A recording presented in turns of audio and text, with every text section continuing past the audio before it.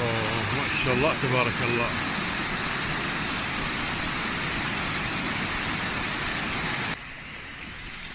والله ما ينفع نشوف السلال من فوق، بننزل لتحت لكن مشيوير تحت.